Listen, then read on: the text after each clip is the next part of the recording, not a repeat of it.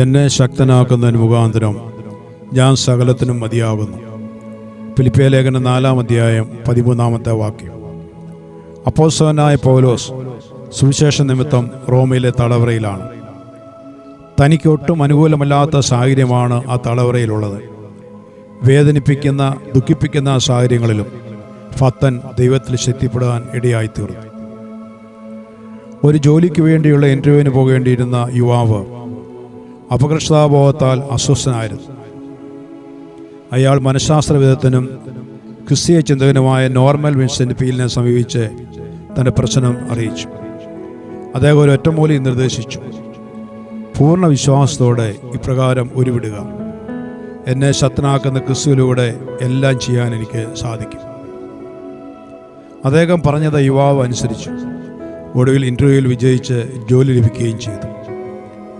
പിന്നീട് ആ യുവാവ് പീലിനെ സമീപിച്ചപ്പോൾ അവൻ്റെ അപകർഷതാബോധത്തിനുള്ള കാരണങ്ങൾ വിശകലനം ചെയ്ത് ബോധ്യമാക്കി. തുടർന്ന് പരിഹാരം നിർദ്ദേശിക്കുകയും ചെയ്തു. കുട്ടിക്കാലത്തെ അനുഭവങ്ങളും സാഹചര്യങ്ങളുമാണ് ഒരു വ്യക്തിയിൽ ആത്മവിശ്വാസം വളർത്തുകയോ തളർത്തുകയോ ചെയ്യുന്നത്. മാതാപിതാക്കൾ ചിന്തിക്കാതെ നടത്തുന്ന പരാമർശങ്ങളും താരതമ്യങ്ങളും കുട്ടികളിൽ അപകർഷതാബോധം ഉളവാക്കുവാൻ ഇടയുണ്ട്. ഓരോ കുട്ടിയുടെയും കഴിവും അഭിരുചിയും കണക്കിലെടുത്ത് അവർക്ക് ഓരോ ചുമതല നൽകുകയും അത് അവർ ചെയ്തു കഴിയുമ്പോൾ അഭിനന്ദനവും പ്രോത്സാഹനവും നൽകുവാൻ മാതാപിതാക്കൾ മറക്കരുത്. അങ്ങനെയെങ്കിൽ ആത്മവിശ്വാസം അവരിൽ ഉളവാകുന്നു. വ്യക്തിജീവിതങ്ങളിലും കുടുംബജീവിതത്തിലും സമൂഹത്തിലും നല്ലത് ചെയ്യുന്നവരെ പ്രോത്സാഹിപ്പിക്കാനും അഭിനന്ദിക്കാനും ഇടയാകുന്നുവെങ്കിൽ അവരുടെ കൂടുതൽ കഴിവുകൾ വെളിപ്പെടുന്ന നമുക്ക് കാണുവാൻ കഴിയും. കുഞ്ഞുങ്ങളോടുള്ള സ്നേഹത്താൽ അവരെ കൊണ്ടൊന്നും ചെയ്യിക്കാതെ എല്ലാം അവർക്ക് വേണ്ടി ചെയ്തു കൊടുക്കുമ്പോൾ സ്വയാശ്രബോധവും ആത്മവിശ്വാസവും അവർക്ക് ഇല്ലാതെയാകും. നമ്മുടെ വാക്കുകൾക്ക് തോക്കിനേക്കാൾ ശക്തിയുണ്ട്. ഒരുവനെ തളർത്തുവാനും ശക്തീകരിക്കുവാനും വാക്കുകൾക്ക് കഴിവുണ്ട്. നാം നമ്മുടെ വാക്കുകളാൽ മറ്റുള്ളവരെ തളർത്തുന്നവരോ ശക്തീകരിക്കുന്നവരോ എന്ന് സ്വയം ശോധന ചെയ്യുക. സൃഷ്ടിപ്പിൽ ദൈവം പ്രകടമാക്കിയ സ്വഭാവവിശേഷതയുണ്ട്. ഓരോ സൃഷ്ടിയും കഴിഞ്ഞ് ദൈവം സ്വയം അഭിനന്ദിക്കുന്നതായി കാണാം.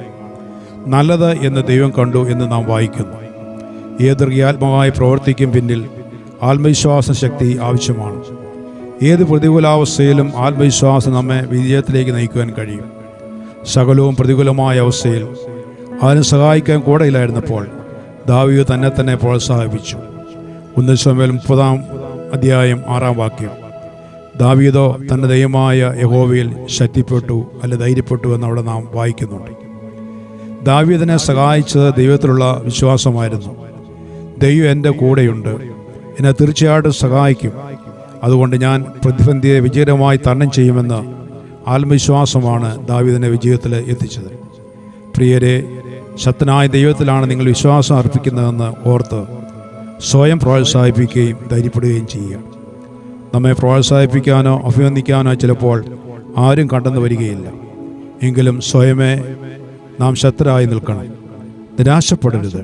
ദൈവത്തിലുള്ള അടിയുറച്ച വിശ്വാസം നമ്മെ ഏത് പ്രതിസന്ധികളെയും തരണം ചെയ്ത് മുന്നേറുവാൻ സഹായിക്കും.